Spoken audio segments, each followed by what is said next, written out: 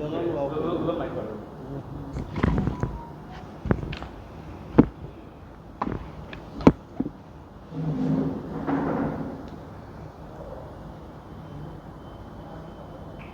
पहले तो आए हुए तमाम मीडिया कर्मियों का रविदास आश्रम के इस हॉल में ढेर सारी शुभकामनाएं है। आज जो बिहार की हालात है, जर्जर है। शिक्षा की हालात बद से बदतर है। सरकारी अस्पतालों में गरीबों का इलाज भगवान भरोसे चल रहा है। व्यवस्थाएं चरमराई हुई है। बिहार एक नए प्रकार की राजनीति चाह रहा है। ऊंची छलांग लगा करके एक नया बिहार चाह रहा है। जिस मुद्दे को लेकर के हम लोग राजधानी के विभिन्न इलाकों में विभिन्न प्रकार के केंद्रीय मंत्रियों की सलाह पर, कई पूर्व सांसदों की सलाह पर, कई पूर्व मंत्री व विधायकों की सलाह पर एक निर्णय लिए हैं और जिसकी जिम्मेदारी मुझे दी गई। अतएव हम आपके चैनल के सामने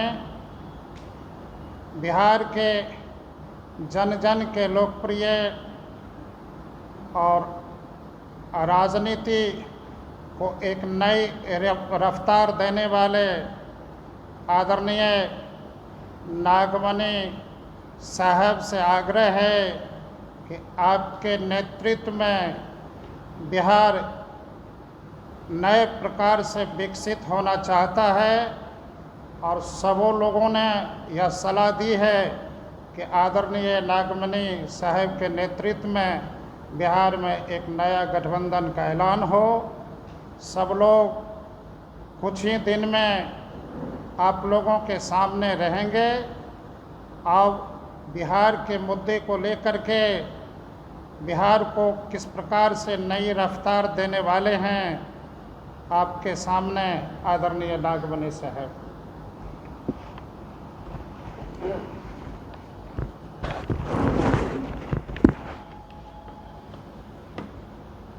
बहुत बहुत धन्यवाद। ललन यादव जी जो आज प्रपोजल दिए हैं,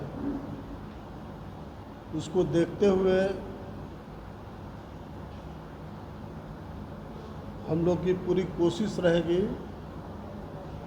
कि बिहार में एक तीसरा विकल्प बनाया जाए। चूँकि इसमें कोई शक नहीं कि बिहार में लालू जी का 15 साल का शासन और नीतीश कुमार का जो 19-20वां साल जा रहा है, बिहार का शिक्षा, स्वास्थ्य चौपट हो गया। बेरोजगारी चरम सीमा पर है। भ्रष्टाचार चरम सीमा पर है और विधि व्यवस्था की स्थिति काफ़ी नाजुक हो गई है। ऐसी स्थिति में बिहार के लोग का मास जनता का डिमांड है कि बिहार में तीसरा विकल्प बनाया जाए और उसके लिए हम लोग विभिन्न पार्टियों के जो प्रमुख हैं उन लोगों से राय मशविरा करके जल्द कोई ना कोई हम लोग निर्णय लेंगे। दूसरी बात, एक काफ़ी महत्वपूर्ण विषय की ओर आप लोग का ध्यान आकृष्ट करना चाहते हैं कि देश में जो न्यायपालिका, अभी आप देख रहे हैं कि देश के उपराष्ट्रपति और मुख्य न्यायाधीश में काफ़ी कंट्राडिक्टरी स्टेटमेंट आ रहा है। तो उन बातों पर मेरा फोकस नहीं है। हमारा फोकस इस बात का है कि जो न्यायपालिका में जो कोलेजियम सिस्टम है,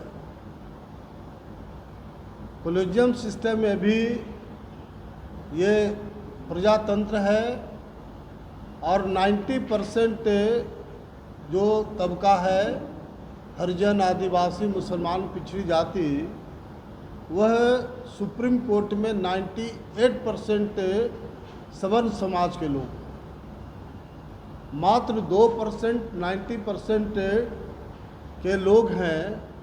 ये डेमोक्रेसी के लिए काफ़ी खतरनाक बात है।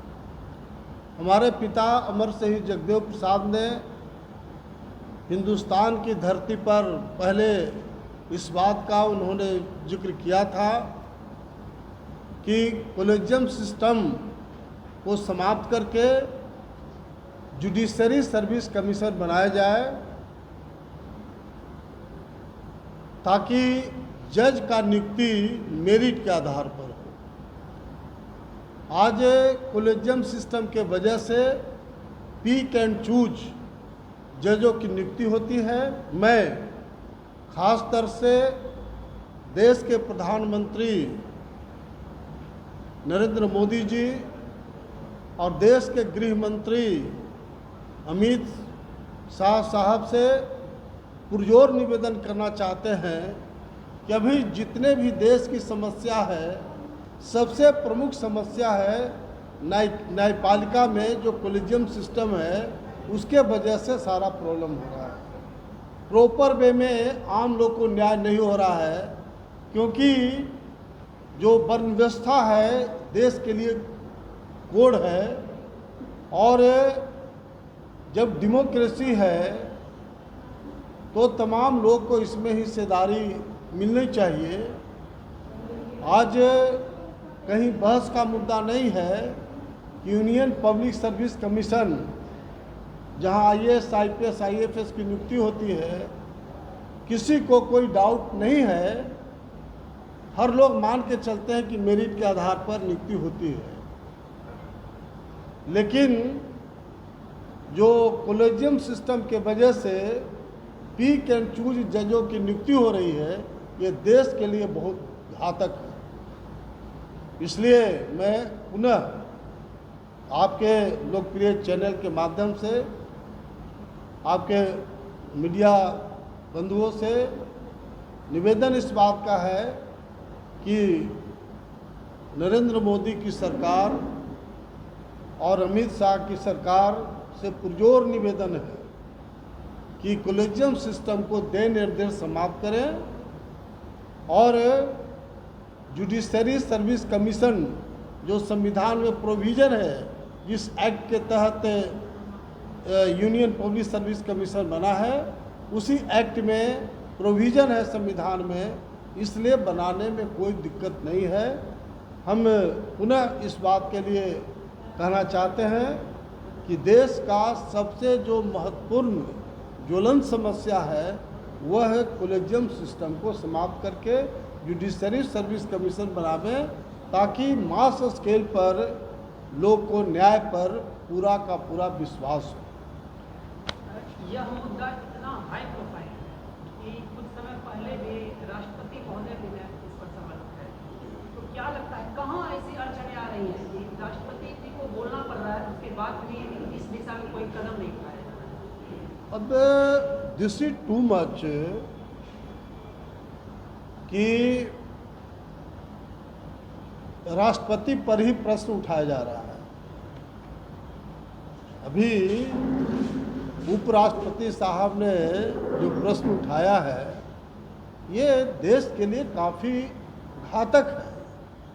सब लोग मान के चलते हैं कि जुडिशरी हमको न्याय देगा, और जुडिशरी में जिस तरह से जज की नियुक्ति होती है वो बिल्कुल पिक एंड चूज के आधार पर नियुक्ति होती है, और उससे देश के जो तमाम खासतर से हरिजन है, आदिवासी है, मुसलमान हैं, पिछड़ी जाति हैं, जो 100 में 90% है, उन लोगों को बिल्कुल न्याय प्रॉपर वे में नहीं मिल रहा है।